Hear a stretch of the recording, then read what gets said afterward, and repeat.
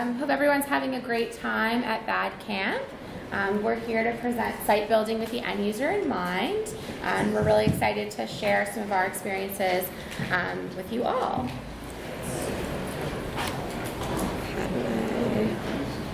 Oh, we just tested this. Hold on. Here, I'll just... Also not sure why the screen is green, but we're just going to go with it.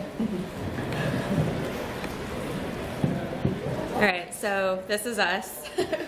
I'm Eden. This is Molly. We work at Phase 2. I'm an account director. Eden's an experience analyst. We've actually been working together in Drupal for about 6 years. So we have a lot of Drupal experiences being end users, and in our careers now we often refer to these experiences when we're building things for some of our clients.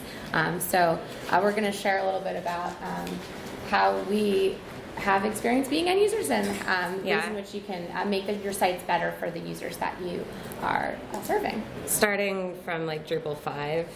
Yes, exactly. Drupal 8. So we've been through the dark days of Drupal.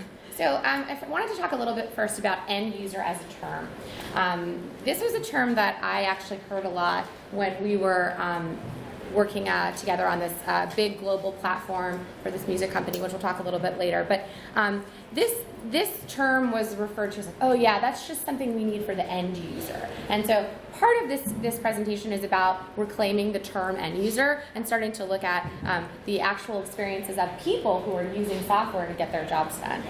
So we're going to just kind of talk a little bit about this term specifically. So yeah, end users are everywhere. Here's one example of an end user, people on their cool, gadgety smartphones. These aren't the end users that we're talking about today. Here's another example of an end user, maybe familiar to you when you go home for a holiday and a family member asks you how to, do something on the computer. This is also not the kind of end user we're talking about.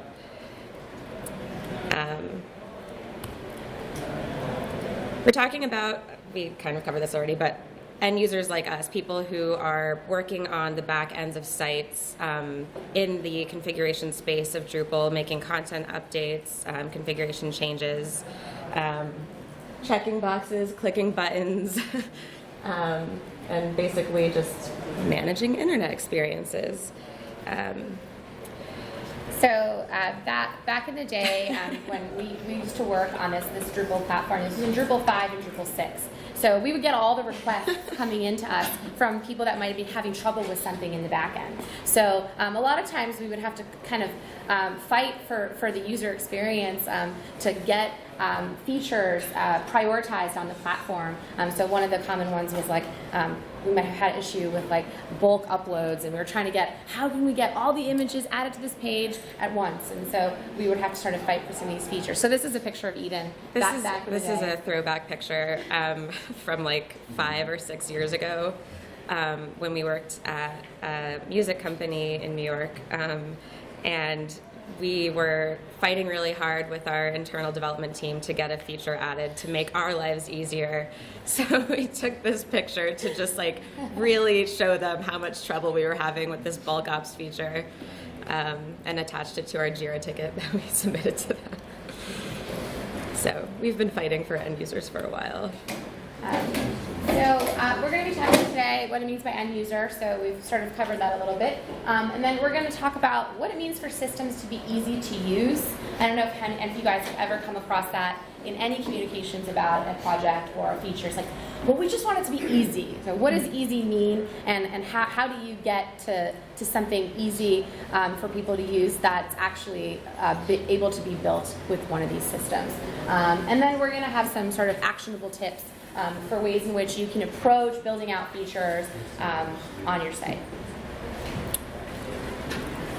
So what we mean by end user. So again, too long, don't read. We're focusing today on a specific subset of end users, not the people on their cell phones or smartphones, not people, when you're going home for a holiday trying to figure out how to use the internet. We're talking about people in the admin interface of a Drupal site specifically. That's who we mean by end users today. So. And it's always good to have a definition. This one comes from the source of all truth on the internet, Wikipedia. So it's good to sort of understand the framing. So there's obviously a lot of different types of users, but these are the users that are using or maintaining the product in the back end.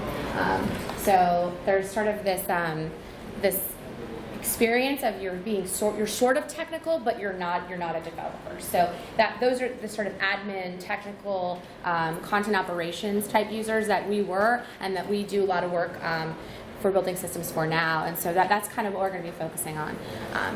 So these people also have subtypes, because not all users are the same, and they're not all using the same tasks. Yeah. So end users are people generally just trying to get their jobs done.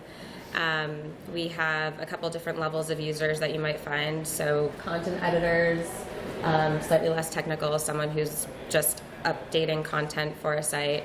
A content admin, someone who's a little bit more advanced, has some more permissions than maybe the content editor. They have access to do everything that a content editor would, but they can also make some more fundamental configuration changes that could potentially impact the site layout. You have final approvers. If you're working, if you have like a content workflow system where your department relies on content being approved before it's published live for the world to see, this is a role that you might need. These are people that approve content before it goes live. And who else? We also have community moderators. This came up over the summer with Reddit. I don't know if you guys probably caught up on it, but there was like, I don't know, do you want to talk about the Reddit craziness? There's a website, Reddit. I don't know how many of you guys are familiar with the site Reddit. It's like a pretty popular website. So a bunch of moderators were unhappy with some decisions that were made by the management of this website, and they actually just started shutting down whole sections of the website. So the community moderators can often be, especially if you have a community site, really, really key users who are actually also sort of in the back end of your product often, and need tools to be able to effectively moderate and manage communities. So just a quick start, guys. Would anyone characterize yourself in having been one of these types of users in their careers? All right, yeah. Yeah, so I mean, it's just, kind of, there's a lot of different subtypes, but people trying to get their jobs done is definitely the common theme.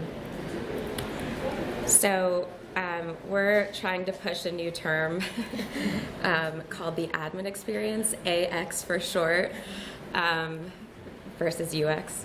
To sum this up, it's just, making sure that the admin experience is a good one for the people who are in the back end of sites versus the user experience, which is generally more focused on the front end experience.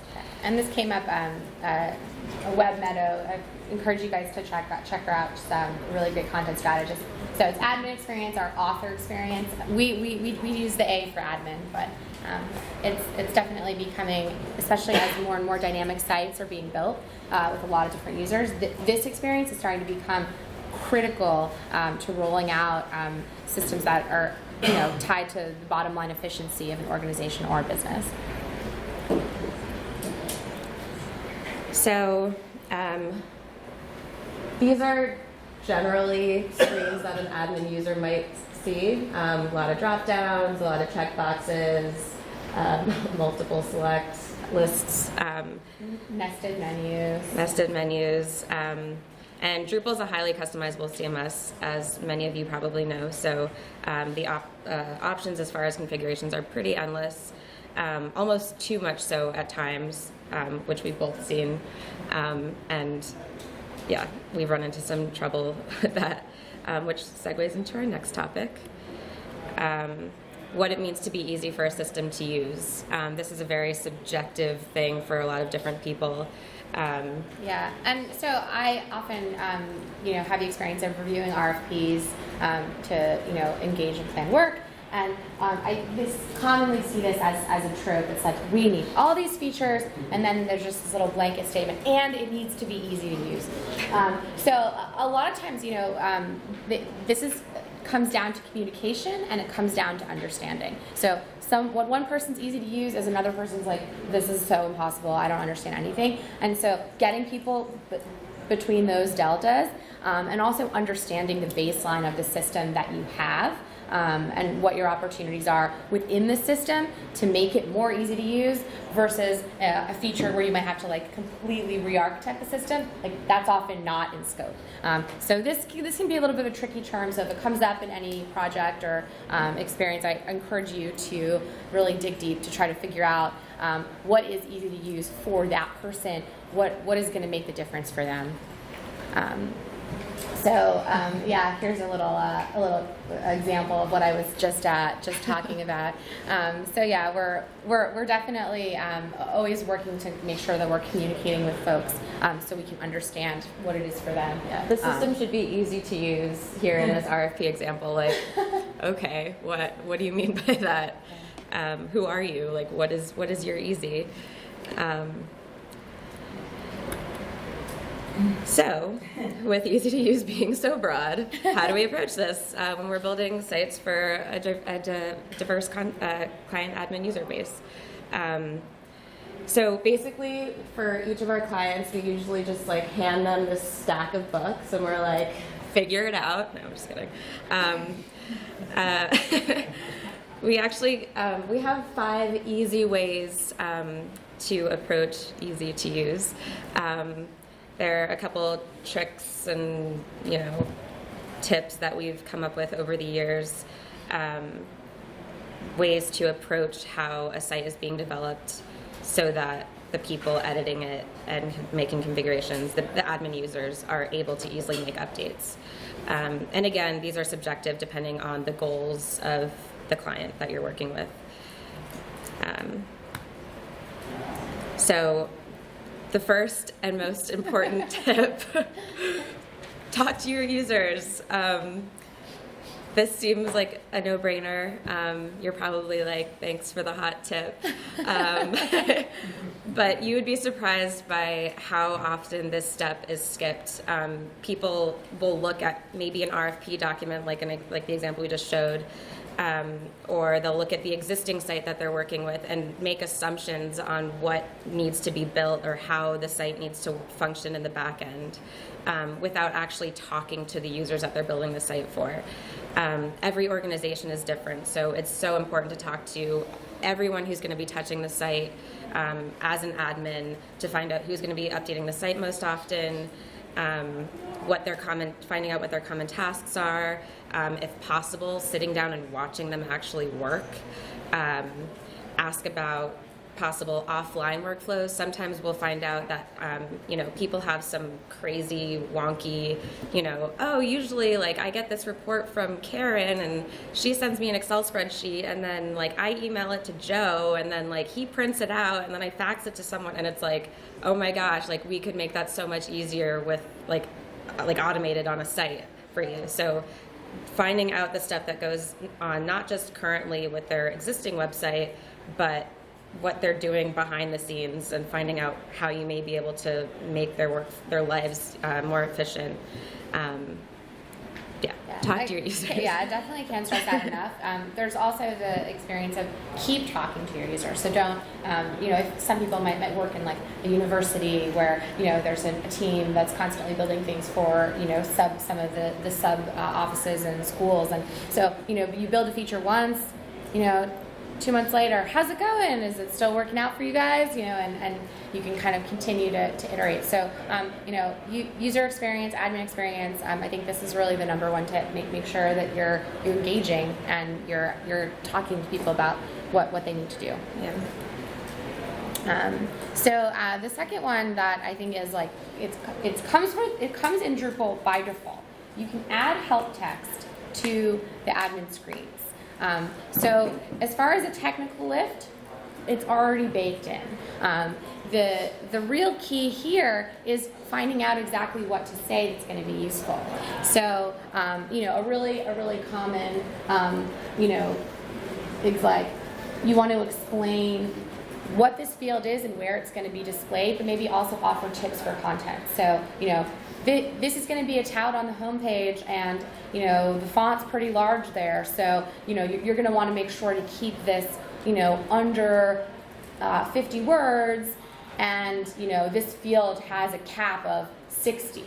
So we won't let you put in more than 60, but you should really aim for 40 characters or whatever. So being as specific as possible around the help definitions of your fields is really like baseline. Like, it just upgrades the admin screen, easy to use. And again, you've talked to your users, so you sort of know them a little bit already, and you have an idea of what sorts of descriptions might be helpful for them to be more successful at filling out the screens. Telling people where fields are going to show up is also a good one to do. So saying, this is going to be on the homepage, or this image is going to be in 2 areas. Yeah. So that giving that context in those admin screens, and things are changing a little bit with inline edit in Drupal 8, but for now, a lot of times you're looking at an admin screen, you're adding content, you're not necessarily sure how that dynamic content or those fields are going to be mashed up when they're actually displayed on the site. The third tip is removing or hiding unnecessary buttons, or this is also fields, or just basically any configuration option that comes with a content type by default that you may not necessarily need. It might further confuse an admin user. They might just not need to see it. An example of this came up. I was helping my mom set up her Gmail a couple months ago, and it's 2015, and she was like, like the feeling I get while I'm doing this is like, I feel like I'm driving somewhere and I'm lost and I don't know where I'm supposed to turn. And like, we don't want our end users to feel that way, whether they're setting up a Gmail account or they're updating content on your site. No one likes that lost, angsty feeling you get when you're driving and you have to turn the radio down and you're like, where did I pass the street? It's not a fun feeling. So this can mean setting, so back to this, removing or hiding unnecessary buttons. This can be either making certain fields permissions based, so only certain users or maybe a higher level admin user has access to that specific configuration, and then setting permissions so that, or limiting permissions for other users so that they don't have access to that specific button or field or whatever it may be. Or you can also just take it out, and you can just like hide it in code if no one really needs to use it. So this is one that has come up a lot actually, because people have been like, what about this field? What am I supposed to do with this? I guess I'll just check it because it seems like it makes sense. And it's like, no, just leave it alone. And it's just like an annoying thing to include in documentation. Like, oh, just ignore that button. Like, just take it out. So this is a little bit of a story around the caution. Back when I was we were working this music site, we were working on Beyonce's site, and I was going through, they were doing a load test, and they were like making all these users, these fake users on the site, and making them do posts, and so the database was full of all these things. So I was just going through and deleting everything in the bulk admin screen. So check all, delete, yes. So has anyone ever deleted something in Drupal? There's like, do you guys know? Okay, so there's like, you say delete, and then it says, are you sure you want to delete? And you're like, yes. So you do have the option to like, you get that, they catch you with a double delete, but you can still just be like, yeah, I want to delete, and then especially after like screens and screens of content. And then it shows up all the content you've deleted. So I ended up deleting like 3 or 4 of like the main pages on the website like the day before we're supposed to launch it. And thankfully someone had a backed up copy and we were able to rebuild it. But I had this experience, and then I've seen other people have similar experience in my years, and so I'm always like, you don't need to delete something, like, don't show the delete button. It's just, it deletes it forever, and it really, really is forever. So, sometimes you can kind of, hide that or make that permission be pretty high up, so you don't get into the situation of losing content. And no one wants to be deleting Beyonce's website. The fourth tip is user guides. So, off the top of your head, you might assume that this means just like regular old documentation that, like you hand someone a pile of paper and you're like, here, read this and figure it out. That's kind of the case, but also annotating your screens, breaking each admin screen down with screenshots and grouping by task. Here is an example of a site we built recently, and we basically broke down each field by number and had a separate screen explaining what each field was for. And rather than waiting until the end of the site build to write up this documentation, we did it as we were going while it was still fresh in our minds, because we're human and we forget things. So as you're building out the site, it's important to document as you go. Don't wait until the last minute. Don't build out everything and then go back and be like, oh yeah, what was this field again? Oh right, it does that thing. Okay, like I guess, let's write it up. Do it as you're going while it's fresh, while you're still in the midst of building it out. And just also, something we're seeing more and more as the best way to kind of get this documentation in there is to actually put it in HTML, so it's part of your site, as opposed to having kind of like, oh, the PDF manual of the website is like in my drawer. I went to a talk, that woman, WebMeadow, Eileen, had this great analogy about, do you keep the manual for your microwave next to your microwave, and like, are there's like a button on your microwave, you don't know what it does, how are you ever going to know what it does?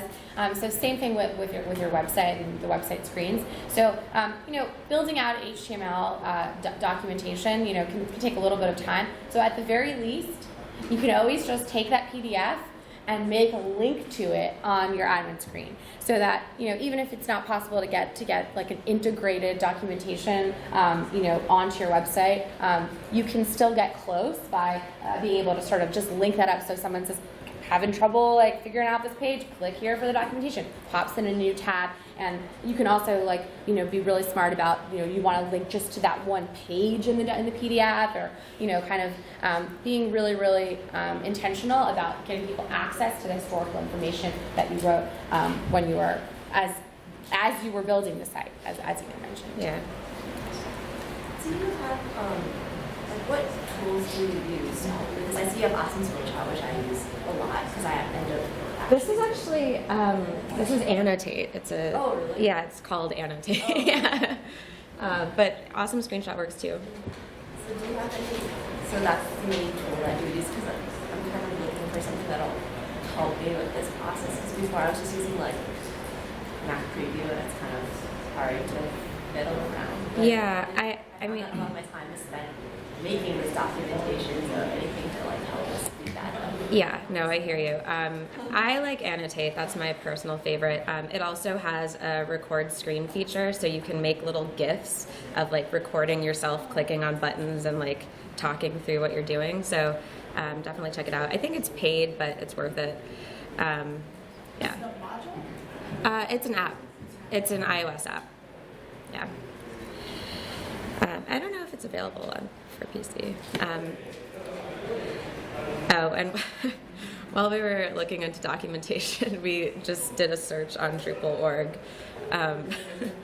for user guides on Drupal, and we were kind of sad / mildly amused to see that back in 2004, someone asked about documentation, and then a follow-up 6 years ago was, did this ever get done?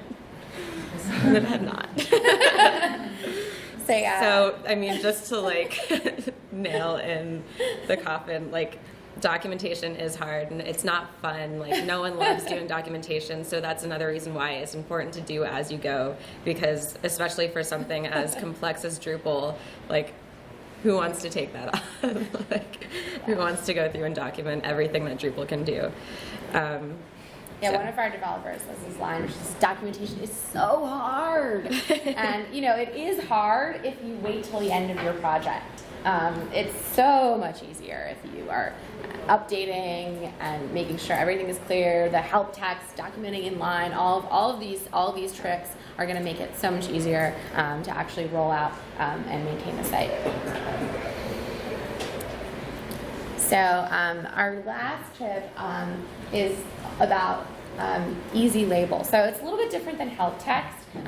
So how many people have like used Drupal maybe in the beginning and been a little confused by all the different jargon? You got your nodes, you got your content types, you got your panels, you got your blocks, you got your views. Beans. So your beans. You have a block, but then there's also a bean, which is like another module. Block entities are not nodes. Like all these different jargon kind of Drupal specific vocabularies. So a lot of times, like when you're communicating with clients, like they don't necessarily have to, like, you know, take on all of this Drupal jargon.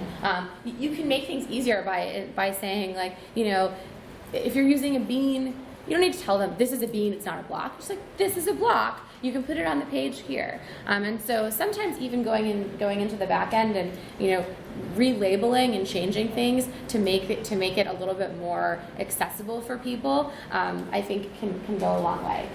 As many people know, you know, the Drupal backend is, you know, geared towards content editors, but then also deep like site users who are doing configuration and site building, which the regular admin users who are doing content editing, they don't need to see all that stuff. So you have an opportunity within Drupal to actually change some things around in the backend and create some special pages that are geared towards the content editor experience, or one of the end users we mentioned before that might be doing a specific job on the site. You can create locations for them and make sure that you're labeling them. So one of the things that I will actually talk about is modules. Has anyone ever been in building a site and someone says, I want this module to go on the site, but it's not actually a module? Yeah, you had that experience? You're talking about like the homepage layout or something. They're like, and we just want to put this right under the module on the homepage, and you're like, no. Well, so that's one where you know, I will like educate. I will say, you know, if we're in Drupal, module really does mean something specific. So, you know, it's kind of not all or nothing, but in the specific instance, just figuring out the best way to describe something to people is, you know, going to go a long way in like making sure that when they log into the site, they're loading the backend, they're not completely overwhelmed and confused by just the terminology that's there. So that's definitely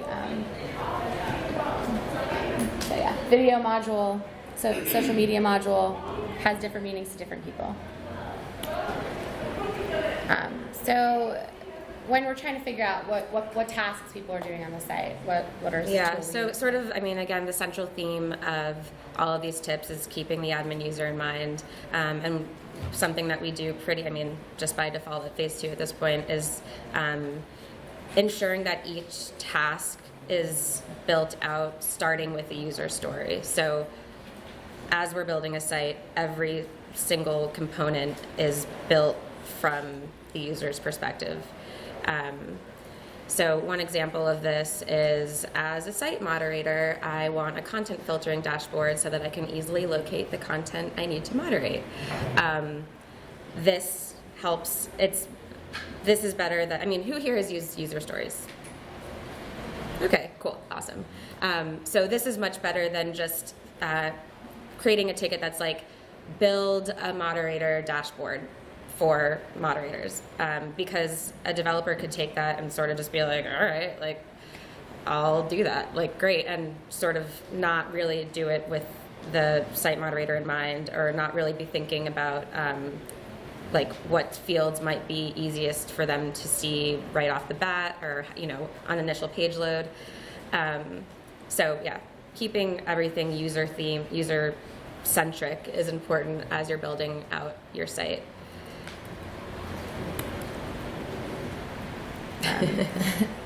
And yeah, so we are going to talk a little bit about modules. Someone mentioned before. So there are some modules that you guys can use and leverage in your site builds. And this is a trope we do here in Drupal, but it is true. The community has a lot of different modules that are solving specific problems and use cases. So we're just going to kind of talk through a couple of them that can be useful when you're building out some of these admin experiences. So the first one is conditional fields. I call that like magic forms.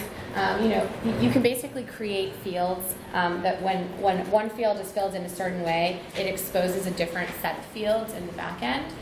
So this can be really useful if you have one sort of content type, but that a couple different pathways of actually delivering that end information, or kind of what the I want to sign up for an appointment at the doctor's office, but I want to make this appointment monthly, or I want to make this appointment yearly, and so you can kind of build out what choose your own adventure in the back end.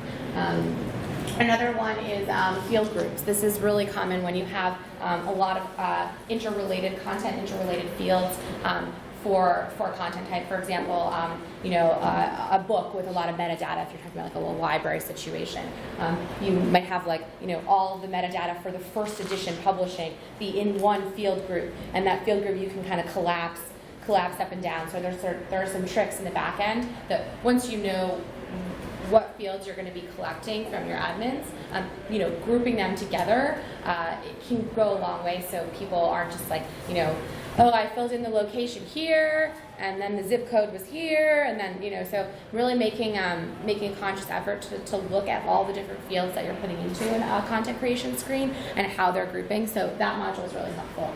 And then there's also label help, which kind of takes the default help text to the next level. So that's actually people in Drupal, they always are trying to make things better and iterate and tweak. So this is a good one that kind of gives you even more opportunities for creating very engaging and easy to use, more accessible help text. One of the things that we relied on so much when we were managing this huge site platform was actually the ability to do bulk operations on content.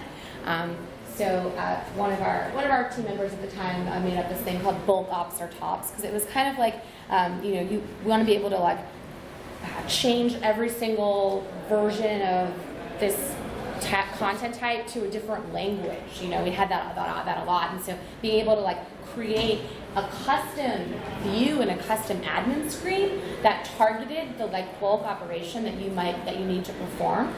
And so these are actually experiences that you can create almost temporarily. You can say, okay, I'm going to spin up a back-end bulk operations setup, and so I can do X, Y, and Z tasks, or I can create this page for my admins to be able to do this one task they're trying to do. Maybe they do it once a year, and they don't necessarily have all these bulk operations available to them on the regular admin screens. So this is a really kind of great module addition to use if you're working in Drupal 7. One thing to note, though, because we have run into trouble with views as much as we love it, be very careful about the queries that you're making when you're building these views. Some of them can be very expensive and can take a site down, as I've learned the hard way. So if you're building out a view and you're feeling really good about it, maybe just consult with one of your more technical team members just to make sure that the options that you're including on your view are not making ridiculously expensive queries to your database, because it can get ugly. Good tip.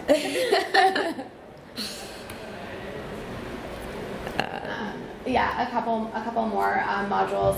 So we talked a lot about the backend experience as far as more user-focused engagement, but there are also some sort of tactical things you can do to immediately off the bat that, give your admins a better experience. And an admin theme is definitely the way to go on that. There's a lot of themes available that are geared towards the back end of Drupal. And so there's a couple here, a Minimal theme and Ember. And then I'm sure as Drupal 8 continues to roll out, there's probably going to be some fanciness we might see. We never know, right?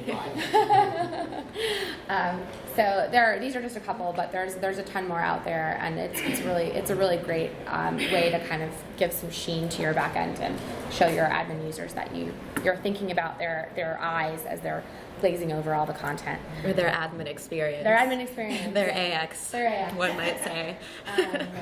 So there's also a couple of distributions that kind of package together a lot of the functionality as a starting place. So there's Spark, which pulls into Drupal 7 a lot of some of the Drupal 8 experiences that have been made in the back end. And then there's also Panoply, which kind of pulls together WYSIWYG, panels, a lot of the different inline editor and layout modules into the back end to be able to have like a really flexible site that has a lot of the things that you might have to add to Drupal to get to like that baseline of like what people are expecting, like a WYSIWYG experience, WYSIWYG drag and drop backend experience. And I think they're doing a talk on that. So now we're in Drupal 8 release candidate 2, 3. Okay, release candidate 2. So we're getting close. And as we shared, we both worked together in like Drupal 5 and Drupal 6 and Drupal 7. And so during the whole time, we were like, learning about what people were planning for Drupal 8. Like, oh, please, if it was only there now, because there's a lot of like great things that have been built in to Drupal 8 core.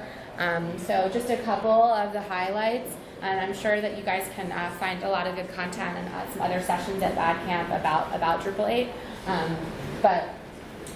There's a major UX initiative to improve the administrator experience. They did a lot of user testing when they were developing Drupal 8 and did some like formal user testing studies, and I think that went a long way to making the baseline experience when you see Drupal 8 more robust. We also are seeing like views being brought into core. So as you mentioned, and I just talked a little bit about those expensive queries, that used to be a contrib module, but it was pretty much used on most sites would use it. So now views is in core. The multilingual suite has been completely integrated and retooled. That was a big kind of admin sort of experience that was a little bit difficult for us when Drupal 6, because you had so many different modules that you needed to create. Like maybe it was like a complicated global experience. So now a lot of these functionalities have been pulled together, and so you don't have to go to like 6 backend screens to get one larger task done. But things have been thought through a little bit more because they have been holistically baked into Drupal 8 core. And then there's also configuration management, which is it's basically a way to deploy your code to different environments. The reason why that one is so critical for the backend users is that there's so many tiny checkboxes in the back of Drupal, and sometimes if you forget to check a checkbox on one site, maybe you stage some content on your staging site, and then you need to push this content live or push this code update, this new feature. So maybe you push up all of your theme code, you push up your new module, but then you forget to select to check the same checkbox. So in Drupal 8, that is like that problem has been solved by completely retooling the ways in which the configuration of the site, so all those different checkboxes and settings can be moved up to the different environments. So that's going to be amazing for Drupal admin users, because that was a big pain point that we had, especially when managing a lot of different sites. And then we also have some awesome new front-end stuff going. It's not so focused on the admin experience, but... I actually have one really big change that just came in for the admin thing. So for the admin theme 7, in Drupal 7, when that came out, the theme was locked down, so it never got improved. The admin theme now is a part of the Drupal product, So that will constantly change. So when we find better ways of doing stuff in Drupal 8, oh, you should actually make this submit button red or blue or purple. That will actually happen. So as you update your Drupal site, then we find better, new, sexy ways of doing stuff. We can actually update that instead of in Drupal 7 when mobile phones came along and we're like, we want to do a responsive version of this. We can't because people are relying on the 7 team to build their own admin themes. That is the thing we have changed it's changed into be a part of the Drupal product. So in that way we can actually move forward and make the editor experience way better, and we actually have a team around who works on that can actually just go and get stuff done. So as we learn new stuff and what is wrong with how we're doing editing, because those of us who goes back from Drupal 4.7, we remember how bad it could be. But everybody is not happy with how it is right now. We can go hipster and you will go old school, and you can get a 4.7, but we can actually update it as we learn new things. I don't think we would send anyone back to 4.7. That would. We've come so far. Well, we do have a fun discussion right now. We can go back to Drupal 6 because it's way better back then. Maybe not step 4.7, but Drupal 6.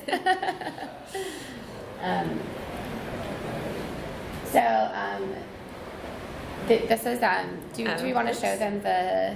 So while we were kind of tooling around in Drupal 8, I downloaded a local version and came up with like a super Bay Area like company idea where people can like put in how they're feeling, and like a special custom juice will be delivered to them.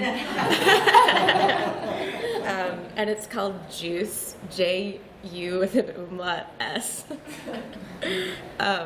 And I like created, and I was able to easily create in Drupal 8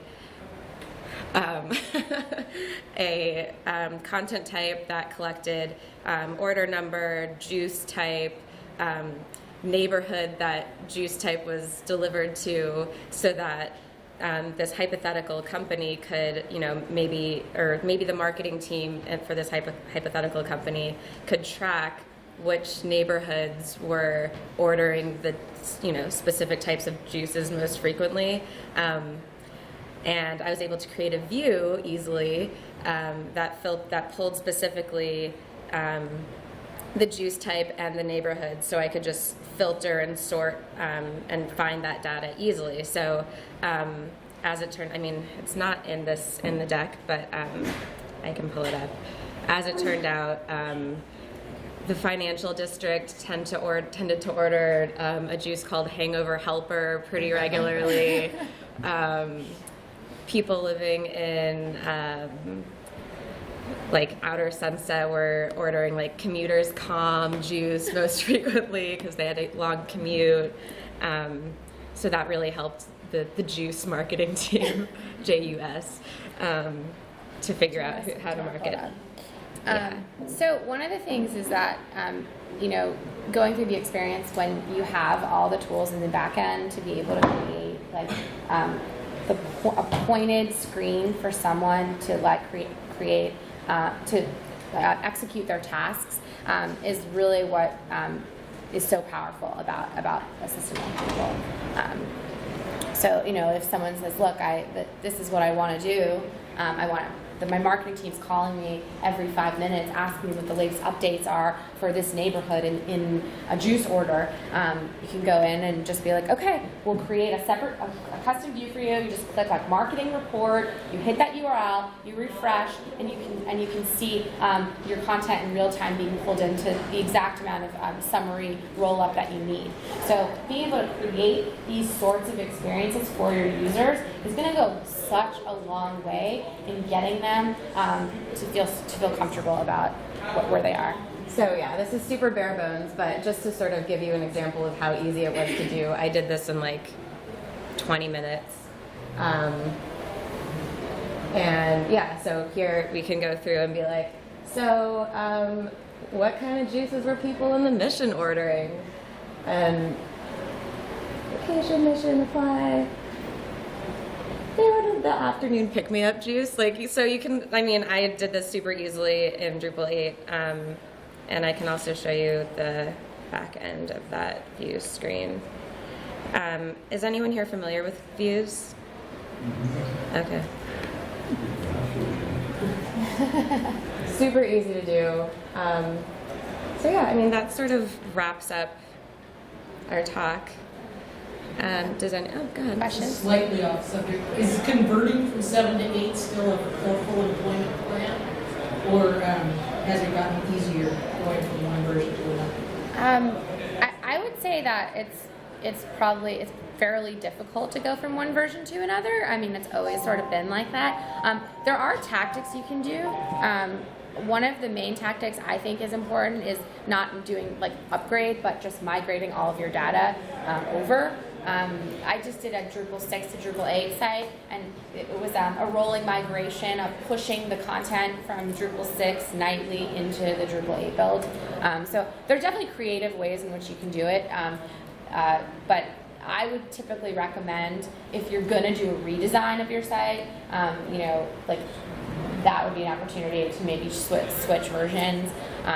If you're on 7 right now, like, you don't have to rush to get over to 8. I know a lot of people that are on 6 are like, maybe some people that aren't still, loving it are like ready to maybe move forward.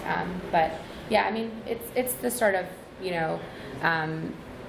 the hard problems of like rebuilding your content and like getting how do you make your content mobile now. Now there's like a lot of different devices, and so there's a lot of content strategy problems that are in there as well, right? So the hardest things aren't necessarily the technical things in some of these rebuilds. So I think it's starting those conversations with your users. These are some great design ideas, and then you hand it over to the publishers to actually put content in. And there's that nice WYSIWYG box, and they upload the extra large high resolution image, and then it breaks the design. And then they attach the very large PDF. And of course, they've got a typo in that. They want to update that. But, can you talk about the management of formats and updating of assets associated with it? Yeah, I mean, so we definitely try to steer away from just like dumping everything in WYSIWYGs. As much as that might seem like the easiest option, it's much better, I mean, in my opinion, to have specified fields for content. So to your image point, if you have an image that is going to be appearing on a specific area of the page, or maybe even multiple pages, you should have dedicated fields for that image upload with help text that says this image should be at least X pixels by X pixels and will be appearing on this part of the site, so that the admin user who's uploading that image knows to do that. Otherwise, they're just sort of in the dark, and they're like, okay, like I need to upload this image. It needs to go on the site. I'm just going to throw it on the WYSIWYG. So dedicated fields are definitely, I recommend strongly. It is also possible with the WYSIWYG. I mean, at some point, you got to give it over to the users. And if they screw it up, the media module these days, the media WYSIWYG modules are pretty good and will help you set some limitations on stuff. But bottom line, a dedicated editor can break your site if they want to. And that's just a fact of life. Yeah, but I mean, we try to avoid that as much as possible, like Yes. putting up as many guardrails as you can with help text, descriptions of what each field is doing, so that the user knows how this thing is going to end up appearing on the site is really important. Or even file limits as well. So you can put like a limit on the size of a file that can go into a field, right? So that's another way of like adding those guardrails in place. And yeah, versioning can get a little bit tricky when you have different versions of something like a PDF or Word doc. Maybe you're adding as an asset to the site. So that's something we've seen like in Open Atrium, where there's a lot of documents and assets. Sometimes like creating an opportunity for people to have multiple versions of an asset that gets attached to a node can be a strategy as well. And Drupal does have a nice file system convention where they give it a new like _1 or _2. So at least you're not going to get across like that. Yeah. So like sort of, I mean, just to step back and like a high level summary, as you're planning out a site build, oftentimes people are focusing on what the front end is going to look like, and like the developers are probably focusing on how they're going to build the thing.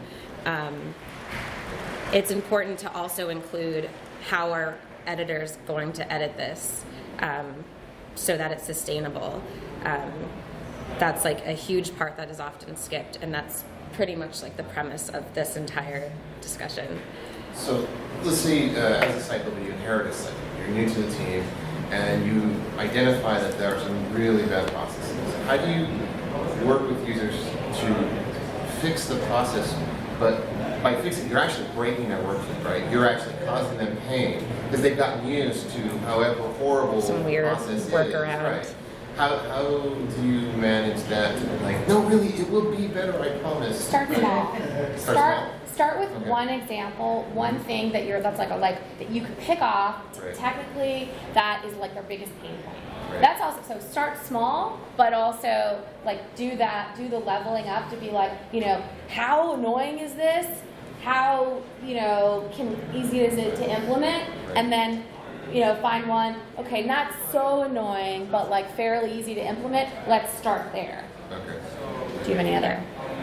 No, I think that's great. Definitely starting small because people, no one likes change. So, And then build on that. So start small, do your example, make it work, and then Get them to say, love you a little bit, and you slowly get them to love you a lot. exactly. Yeah. It's all about talking to them. Hey, just want to just check out how you're doing. Like, can I come over and sit with you while you admin the site? So, well, thank you guys so much for joining us.